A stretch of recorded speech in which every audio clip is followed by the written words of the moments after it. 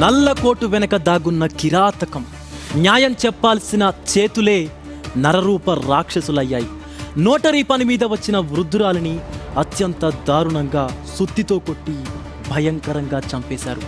ఒంటిపై ఉన్న పసిడి ఆభరణాల కోసం శవాన్ని ముక్కలు చేసి గోనె సంచుల్లో మూటగట్టి కాలవ పొదల్లో పడేశారు. పక్కా ప్లాన్డ్ మర్డర్ మిస్టరీని పోలీసులు ఎలా ఛేదించారు? లాయర్లు, సాఫ్ట్వేర్ ఉద్యోగులు కలిసి చేసిన ఈ భయానక హత్య వెనుక అసలు నిజాలు ఏంటి?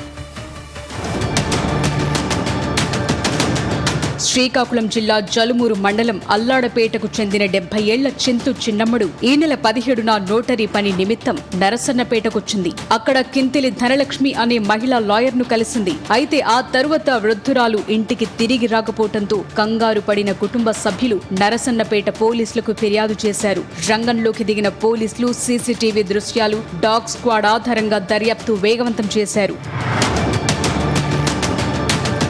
పోలీసుల విచారణలో దిగ్భ్రాంతికర విషయాలు వెలుగులోకొచ్చాయి.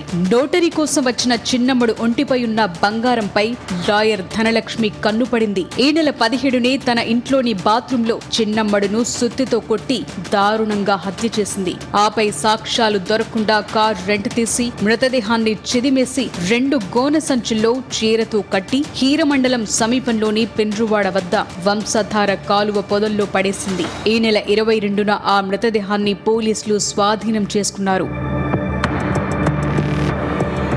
మహిళా లాయర్ ధనలక్ష్మికి 2008 నాటి జంట హత్యల కేసులోనూ ప్రమేయమున్నట్లు పోలీసులు గుర్తించారు. ఈ దారుణంలో ధనలక్ష్మితో పాటు ఆమె కుమారుడు గణేష్, తమ్ముడు అచ్యుతారావు, కోడూరు లక్ష్మీనారాయణ, మణికంఠ అనే సాఫ్ట్వేర్ ఉద్యోగి ప్రమేయమున్నట్లు పోలీసులు గుర్తించారు. నిందితుల నుంచి 24 తులాల బంగారం, 6 తులాల వెండిని పోలీసులు స్వాధీనం చేసుకున్నారు. మనకి హీరమండలం లిమిట్స్ లో ఏదైతే వంశధార రివర్ ఉందో అక్కడ ఒక దగ్గర దాన్ని బాడీని అక్కడ డిస్పోజ్ చేయడం జరుగుతుంది. అక్కడ పడేసి దానికి వాడిన సుత్తి తీసుకొని హ్యామర్ ఏదైతే ఉందో దాన్ని తీసుకొని తలపైన కొట్టడం జరుగుతుంది వీళ్ళని. అవన్నీ కూడా తీసుకొని ఇంకొక ప్లేస్ లో పడేయడం జరిగింది. నల్లకోటు వెనుక దాక్కుని దారుణాలకు ఒడిగడుతున్న లాయర్ ధనలక్ష్మి గ్యాంగ్ ను పోలీసులు అరెస్టు చేసి రిమాండ్ కు తరలించారు. ఈ ఘటన స్థానికంగా తీవ్ర భయాందోళనలు రేకెత్తించింది.